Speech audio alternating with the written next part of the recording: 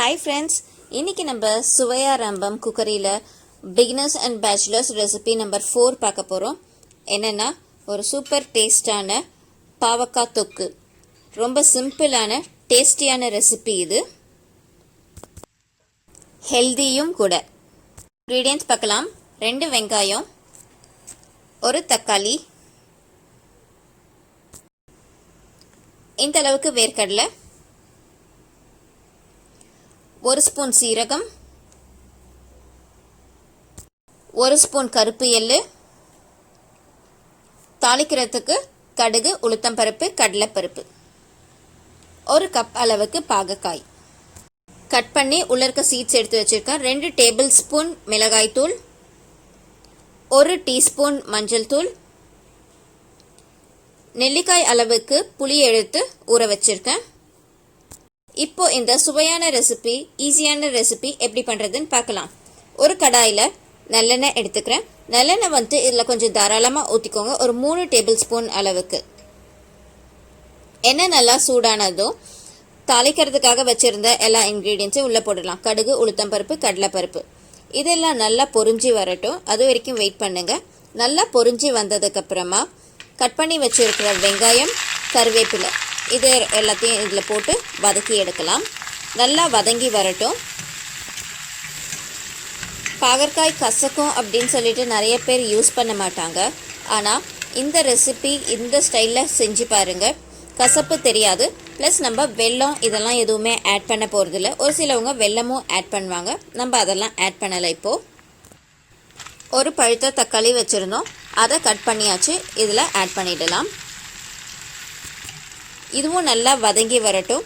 இது இருக்கிறதே தெரியக்கூடாது, அந்த அளவுக்கு வதங்கணும். நல்லா வதங்கி வரட்டும். இந்த சிம்பிளான ரெசிபி எல்லாருமே செய்யலாம். புதுசாக பாவக்காய் செய்கிறவங்க பயமே இல்லாமல் தைரியமாக செய்யலாம், கசப்பு இருக்காது. இந்த மாதிரி செஞ்சு பாருங்கள். இப்போது பாகக்காயை இதில் ஆட் பண்ணியாச்சு. நல்லா வதக்கி விடலாம். நல்லா வதக்கி விட்டு வெந்துக்கிட்டே இருக்கட்டும். நம்ம சைடில் ஒரு பவுடர் ஒன்று ரெடி பண்ண போகிறோம். இன்னொரு ஸ்டவ்வில் பேன் வச்சு அதை ரெடி பண்ணிடலாம். இது வதங்கிக்கிட்டே இருக்கட்டும். ஒரு பேன் வச்சு வேர்க்கடலையை இதில் ஆட் பண்ணிட்டேன். வேர்க்கடலை ஆட் பண்ணி இது கொஞ்சம் சூடாகிக்கிட்டே இருக்கட்டும்.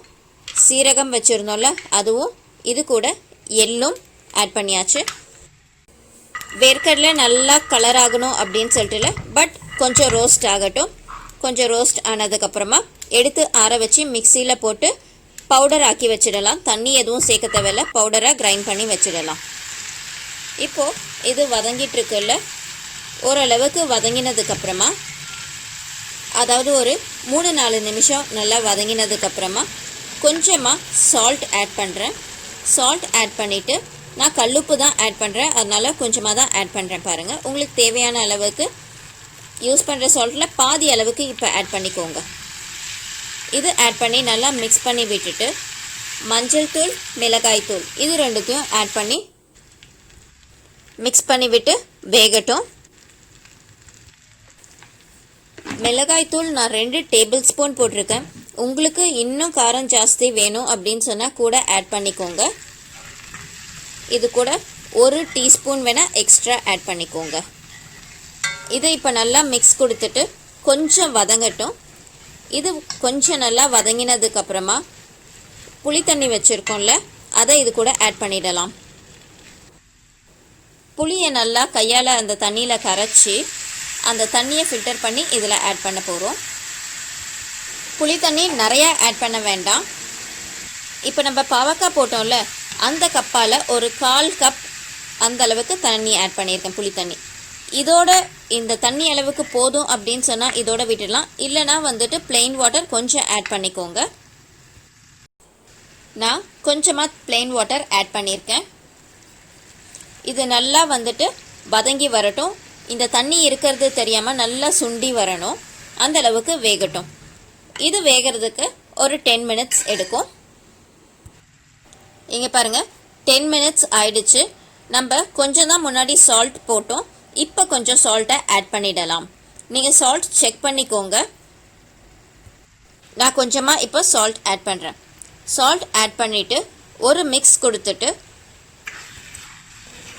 வேர்க்கடலை எள்ளு ஜீரகம் அரைச்சி வச்சுருக்கோம்ல பவுடராக, அந்த பவுடரையும் இது கூட ஆட் பண்ணிடுவேன்.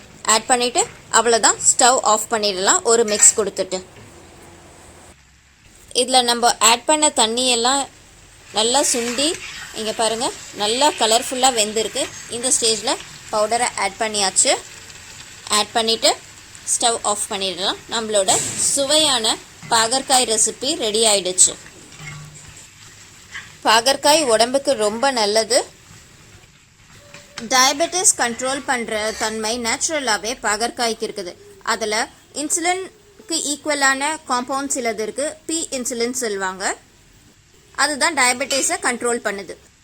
இம்யூன் சிஸ்டமை பலப்படுத்துது. கீரைகளில் இருக்கிற கால்சியமை விட 2 மடங்கு ஜாஸ்தியாக இதில் இருக்குது. அது இல்லாமல் ஆன்டி ஏஜிங் ப்ராப்பர்ட்டிஸும் இருக்குது இதில். இப்போது நம்மளோட ரெசிபி பாகற்காய் தொக்கு சூப்பராக ரெடி ஆகிடுச்சு. இதை ரசம் சாதம், சாம்பார் சாதம், தயிர் சாதம் இதுக்கெல்லாம் சைட் டிஷ்ஷாக தொட்டுக்கலாம். சப்பாத்திக்கும் இந்த தொக்கு நல்லா சூட் ஆகும். இந்த சிம்பிள் சுவையான ரெசிப்பியை கண்டிப்பாக ட்ரை பண்ணி பாருங்கள். சுவை ஆரம்பமோட ட்ராவல் பண்ணுங்கள். சப்ஸ்கிரைப் பண்ண எல்லாருக்குமே பெரிய தேங்க்யூ. தேங்க்ஸ் ஃபார் வாட்சிங் திஸ் வீடியோ ஃபுல்லி. நன்றி.